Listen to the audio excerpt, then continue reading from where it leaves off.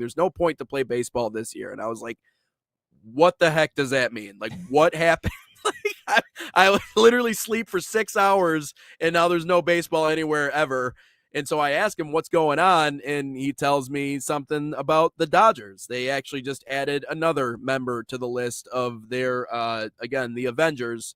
And here's a look at their lineup coming up in 2026. Yep, Ohtani, Betts, Freeman, Tucker that they just signed, Will Smith, Muncy Hernandez, Pages, and Edmund. And they're starting five, and Edwin Diaz, one of the greatest closers and in the game, and so Ryan, I mentioned this coming into the show, and I do think that there is something to be said about this. Either. He's just a robot. No, he's a robot. By the way, when Tucker's deal becomes official, the Dodgers $2.1 billion in guaranteed salaries owed will be nearly $800 million more than the second team in Major League Baseball in the San Diego Padres and $1.3 billion. The present day value of Tucker's contract will come to around $57 million annually, paid out by the Dodgers. So we were talking about what's the gap between LA and the rest of Major League Baseball? Massive. That's it. I told you coming into the show, baseball is the reason why baseball is such a beautiful game. Really, because it is, I feel like, a reflection of life. In order to be successful in baseball, you have to be patient, right? Nothing comes quickly in the sport. There's a reason why you have to climb through so many levels to get to Major League Baseball, because it is a grind to figure out how to hit a baseball successfully, right? If you succeed 3 out of 10 times, you're a Hall of Famer. In life, you're going to fail more than you succeed, right? That's just a given, right?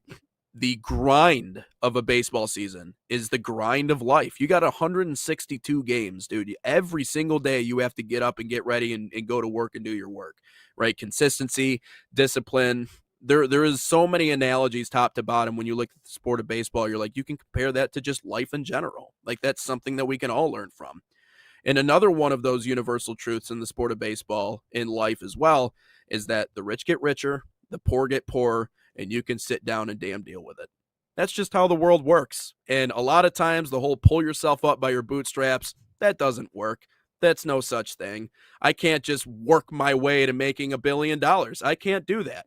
I can't just work my way to making even a modicum of what Jeff Bezos makes, because he has more money than what Jesus would have had if he was making $1,000 every day since, he was born. That's just the truth.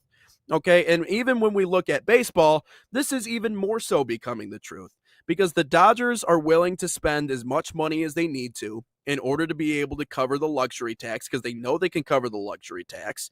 And they've simply went out and bought each and every single dominant player that they can, and have put together a lineup that if they don't win the World Series, Ryan, this may be the biggest disappointment in the most underperforming team in Major League Baseball history. And I'm not even kidding. That is the standard that the Dodgers have set.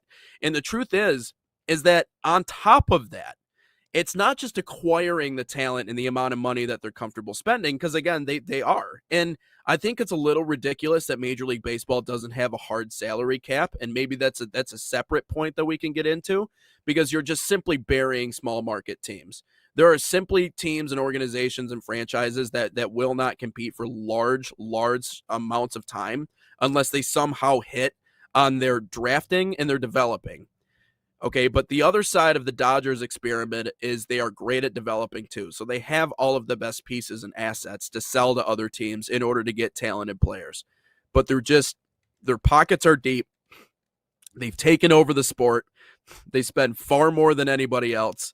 And for some reason, everyone's okay with it. Everyone's okay with that, with them just spending $800 million more than even the second highest payroll, or the amount that they're going to owe in the San Diego Padres, which I also find hilarious that they're a Southern California team and that those two are rivals, only separated by 2 hours. But the two Cali teams are the ones that combine for over $3 billion in the amount that they're going to owe.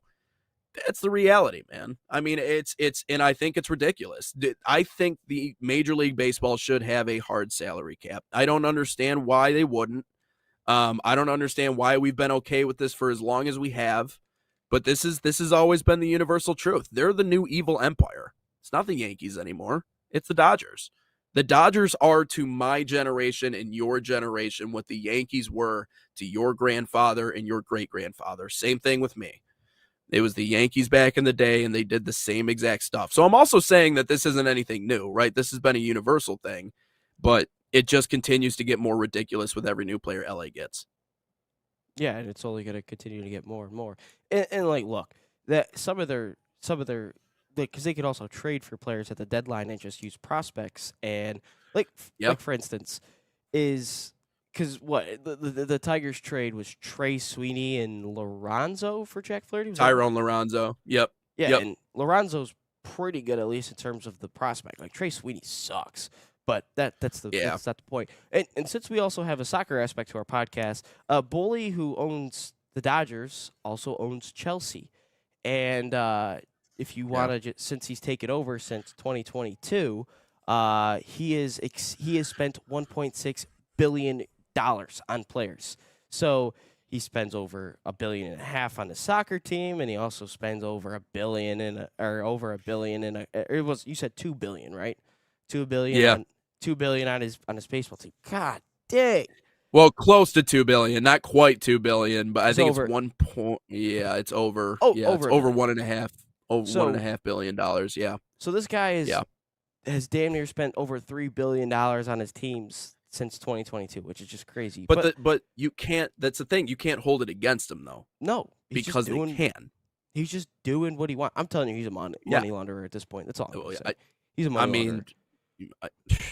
I don't know how he's able to do it. I mean, maybe, I don't know, blind faith. The part that is crazy to me, though, is that, again, he's not doing anything wrong.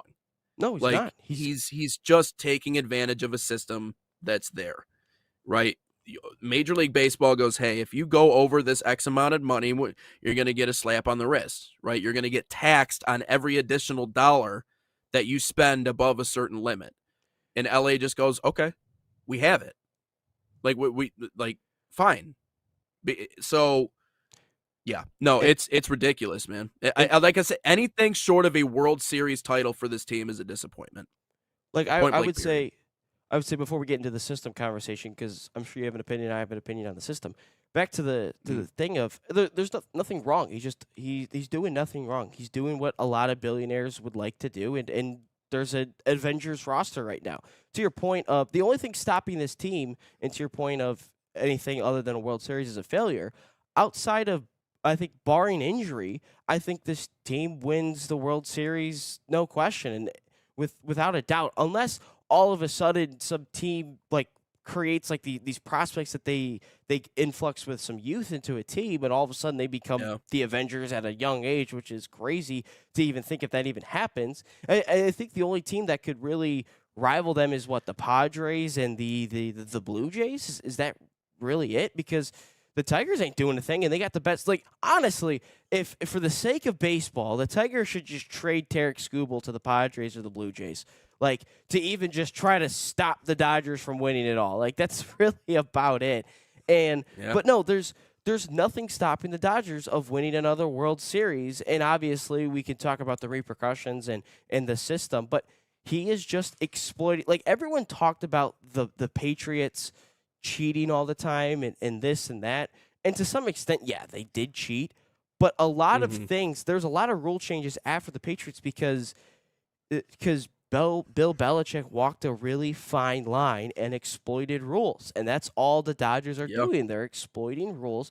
They're like, even look at Chelsea's contracts. Everything is getting back pay because they want to focus on the here and now. They're like, we'll just focus on it later. Yep.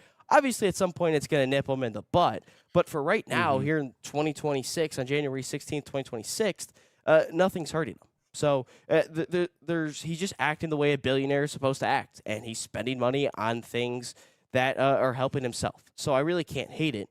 But obviously, we could talk about the system and the repercussions after the fact, because a lot of people are thinking a lockout is on the way, and a lot of these owners are going to want a salary cap at this point. Coming up next, let's talk about the point shaving scandal. We'll take a quick break here on Inside the Game.